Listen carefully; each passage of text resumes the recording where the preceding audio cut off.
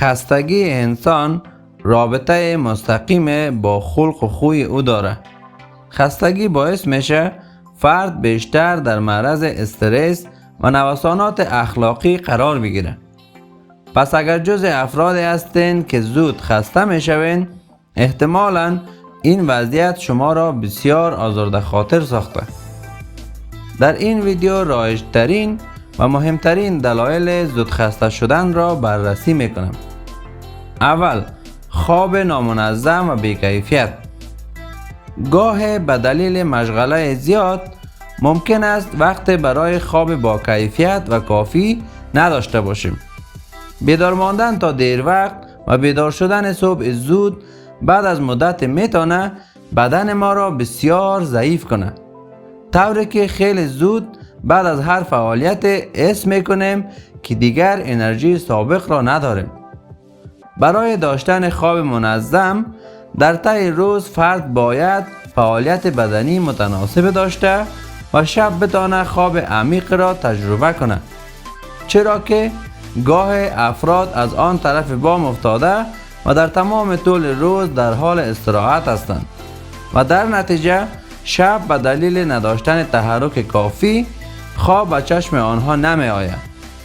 دوم، داشتن استرس. داشتن استرس یکی از بدترین کارهایی است که میتونیم در حق بدن خود انجام دهیم. استرس همچون موریانه بدن انسان را از درون از بین میبره. ساده ترین و ابتدایی ترین معضلات استرس خستگی مزمن است، چرا که استرس انرژی زیاد را از بدن فرد طلب میکنه و برای همین فرد خیلی زود احساس خستگی میکنه. سوم، زیاده روی در مصرف نوشیدنی های انرژیزا. متاسفانه این روزها مصرف نوشیدنی های انرژیزا به ویژه در بین جوانان و نوجوانان بسیار متداول شده. این نوشیدنی ها به دلیل برخورداری از کافئین بالا میتونن در خواب افراد اختلال ایجاد کرده و از این طریق باعث احساس خستگی مزمن افراد شوند. چهارم، نرساندن پروتئین کافی به بدن. بی‌توجهی به میزان پروتئین دریافتی روزانه سبب میشه انرژی روزانه شما تحلیل رفته و خیلی زود احساس خستگی کنید. وقتی که در برنامه غذایی خود از پروتئین های با کیفیت و با اسیدهای آمینه مورد نیاز بدن استفاده شود، بیشک انرژی در طی روز بسیار بالاتر خواهد بود. برای تأمین پروتئین مورد نیاز بدن توصیه میشه مواد غذایی مثل مرغ، تخم مرغ، حبوبات، لبنیات را در برنامه غذایی خود بگنجانید. برای حمایت از ما ویدیو را لایک نموده و چینل را سابسکرایب کنید. زنگوله را هم بزنین که از ویدیوی بعدی ما با خبر شوین. پنجم، عدم نوشیدن آب کافی. عدم مصرف آب کافی میتونه عملکرد مغز را تحت تاثیر قرار بده. مصرف روزانه آب کافی باعث میشه بدن عملکرد بهتری داشته و دارای انرژی بیشتری باشه. کم آبی بدن مشکلات بسیار نظیر عدم تمرکز و افت انرژی را به همراه خواهد داشت. لذا حتما روزانه 8 گلاس آب را در برنامه غذایی خود بگنجانید. ششم، تحرک کم و ورزش نکردن. این روزها زندگی های ماشینی باعث شده خیلی از افراد زمان زیاد از روز را پشت سیستم نشسته و بدون تحرک باشند.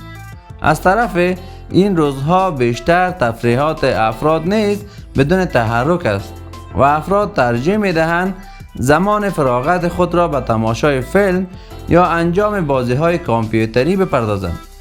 برای همین تقریبا می توان گفت تحرک اکثر افراد این روزها بسیار کاهش پیدا کرده. هفتم، کمخونی.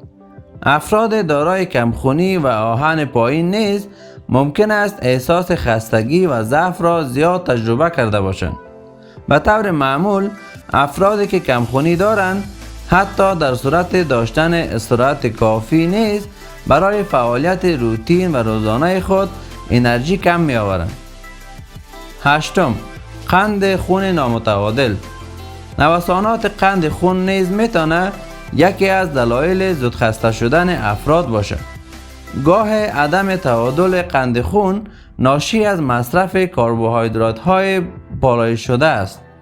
با کاهش مصرف این نوع کربوهیدرات ها قطعاً فرد به افزایش انرژی و کاهش نوسانات خلقی خود پی خواهد برد. نهم، مصرف برخی از داروها.